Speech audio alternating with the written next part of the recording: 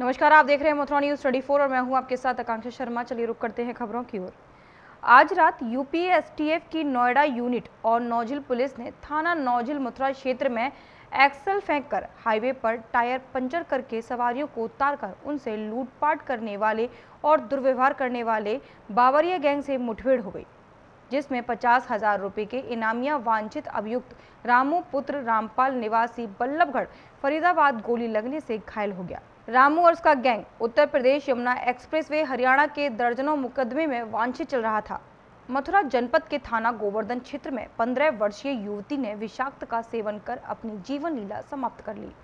मिली जानकारी के अनुसार 15 वर्षीय युवती को इलाज के लिए अस्पताल में भर्ती कराया गया था, जहां डॉक्टरों द्वारा उसे विषाक्त का सेवन कराना बताया गया, लेकिन इलाज के दौरान युवती की मौत हो गई। संदिग्ध परिस्थिति में 15 वर्षीय युवती की हुई मौत की सूचना पाकर इलाका पुलिस भी मौके पर पहुंच गई, जहां मृत युवती के शव को अपने कब्जे में ले लिया और पोस्टमार्टम के लिए भेज दिया। पोस्टमार्टम पर मौजूद युवती के परिजनों द्वारा बताया गया कि अचानक युवती की तबीयत बिगड़ने लगी, जिसे इलाज के लिए मथुरा के एक निजी अस्पताल में भर्ती कराया गया, जहां डॉक्टर ने उसे विषाक्त के सेवन कराए जाने की बात कही थी। वहीं इलाज के दौरान युवती की मौत हो गई और युवती के परिजनों का कहना है कि पूर्व में भी इसी तरह उनकी एक युवती की मौत हो चुकी है, जिसको पास के ही रहने वाले नामजद लोगों द्वारा विषाक्त का सेवन करा दिया गया था और आज भी इस युवती को भी विषाक्त का सेवन कराया गया है, जिसकी वजह से उसकी मौत हो गई है।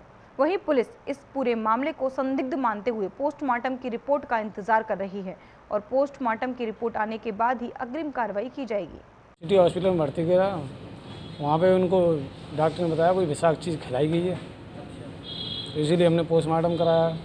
इससे पहले भी 5 साल पहले भी घटना हो चुकी है, एक लड़की हमारी खत्म हो गई। ये हुए हैं पीछे, उनकी हरकत है ये। कोई दुश्मनी चल रही है आपकी? हाँ। कौन लोग हैं वो? करीब 8-10 आदमी हैं। वो डॉक्टर ने ये बताया है कि ये विषाक्त की चीज़ है और ना ही तो वैसा दिख रहा है, अब इसीलिए इसमें डॉक्टरी माना कराया, इसमें आएगी जो भी है। इसलिए आपने पोस्टमार्टम कराया? हाँ, तो ये दूसरी मौत इसी कारण है, जो पहले हुई थी वो भी यही कंडीशन थी, वो 6-7 साल की लड़की थी। इसकी कितनी उम्र हो गई? इसकी करीब 14-15 साल की उम्र है, ये सबसे बड़ी लड़की है। घर में 2 मौत हो चुकी है? हाँ जी। मथुरा जनपद चौमुआ के गांव डारौली की राशन की दुकान के आवंटन के लिए खुली एक बैठक का आयोजन किया गया, लेकिन इस बैठक में 2 पक्षों के बीच हंगामेदार स्थिति बन गई, जिसको लेकर पुलिस को सूचित किया गया और पुलिस मौके पर पहुंची, जिसके बाद पुलिस की मौजूदगी में दुकान का आवंटन किया गया। दरअसल गांव में राशन की एक दुकान है, जिसको किसी कारणवश निरस्त कर दिया गया था, लेकिन वहीं दोबारा राशन की दुकान का आवंटन होना था।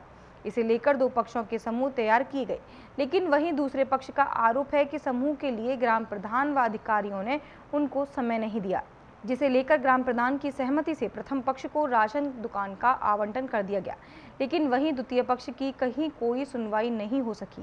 द्वितीय पक्ष ने ग्राम प्रधान व पूर्ति अधिकारियों पर दबंगई का आरोप लगाया है।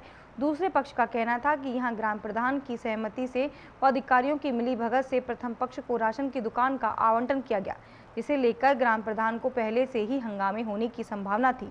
वहीं ग्राम प्रधान द्वारा पहले से ही खुली बैठक में पुलिस को बुलाया गया था, जिससे हंगामे की कोई स्थिति ना बने। साथ ही खुली बैठक के दौरान पुलिस तथा आपूर्ति अधिकारियों के सामने सोशल डिस्टेंसिंग का मजाक बखूबी उड़ाया गया। उचित दरविद्यता के चयन के लिए बुलाई गई थी और इसमें शासन की व्यवस्था के अनुसार स्वयं सहायता समूह को आवंटन किया जाना था।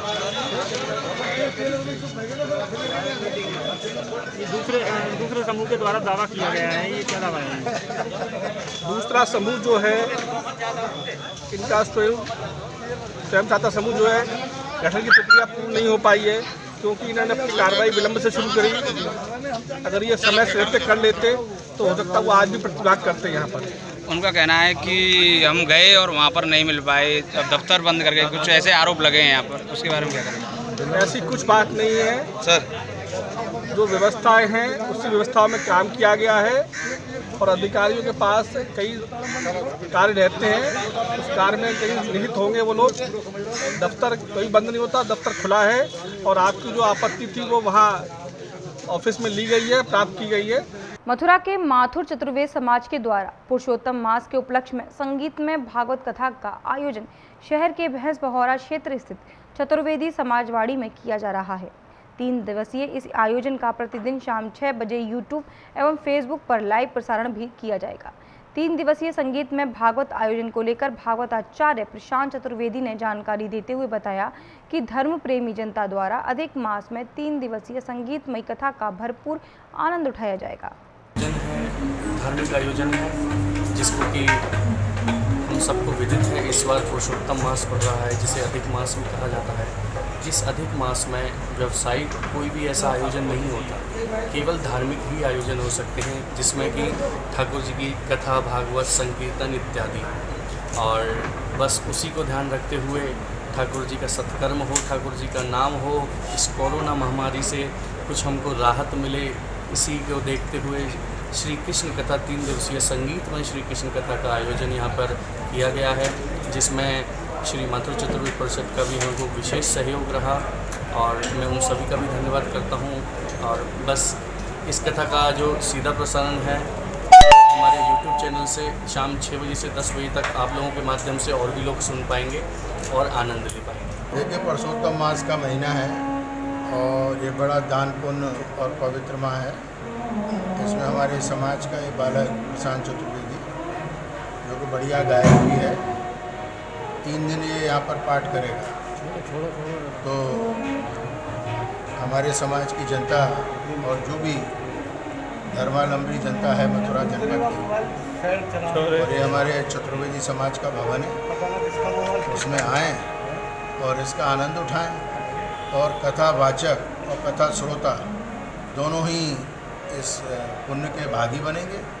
तो मेरी इनको बहुत शुभकामनाएं और मैं तो चाहता हूं कि ऐसे ही कार्यक्रम हमारे समाज के भवन में होते रहें और हमारे जो भी सामाजिक बालक है या कोई और भी है तो हम उसको सब प्रोत्साहन देंगे। सहारनपुर थाना जनकपुरी सड़क दूधली वार्ड 5 स्थित गली में उस वक्त हड़कंप मच गया जब एक मकान में आग लग गई। आग को देखकर लोगों ने मकान की तरफ दौड़ लगाई। आग ने एक टीन के कमरे में रखा घर का सारा सामान जलाकर राख कर दिया। आपको बता दें, नाजिम पुत्र खालिक का मकान आवास योजना के अंतर्गत तैयार होना है, जिसकी एक किस्त के बाद अब तक दूसरी किस्त नहीं आई है, जिसको लेकर गरीब परिवार एक तरफ किराए के टीन के कमरे में जीवन यापन कर रहा था। जब महिला काम से घर पहुंची तो पता लगा उसका सारा सामान जलकर राख हो चुका है। ग्रामीणों ने जैसे तैसे आग पर काबू पाया। भाई देख, आग का तो पता नहीं है, घर बाहर का ताला लग रहा था, ये दवाई लेने गई थी। मोहल्ले में जब धुआं उठा, मोहल्ले वाले आए भागे भागे और फिर मोहल्ले वालों ने दरवाजा तोड़ा और फिर उन्होंने अपना समरसेल चला आग बुझाई। घर में कुछ नहीं बचा,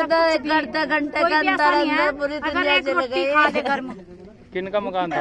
खालिक कसाई। अभी तक के लिए सिर्फ इतना ही। मुझे दीजिए इजाजत, फिर मिलेंगे नई खबरों के साथ। नमस्कार। आपकी कुंडली में छिपा है जीवन का हर राज। पाएं अपनी सभी समस्याओं का समाधान ज्योतिष भूषण आचार्य पंडित अश्विनी कृष्ण जी से। जानिए अपने जीवन का रहस्य, कैसे चमकेंगे आपकी किस्मत के सितारे, कैसे होंगे आपके वारे न्यारे। यहाँ आपको मिलेगा कुंडली विश्लेषण, हस्तरेखा, प्रश्न कुंडली, वास्तु दोष, पितृदोष, मांगलिक दोष, काल्प सर्प दोष, धन संपत्ति योग, पैतृक संपत्ति, माता पिता सुख, संतान सुख और भी बहुत कुछ। तो आज ही संपर्क करें ज्योतिष भूषण आचार्य पंडित अश्विनी कृष्ण जी से। आप इनके मोबाइल नंबर पर भी संपर्क कर सकते हैं। इनका संपर्क सूत्र है 7415402648 व 9927126607। तो आज ही संपर्क करें और जानें अपने बिगड़े हुए ग्रहों एवं नक्षत्रों को कैसे संभालें।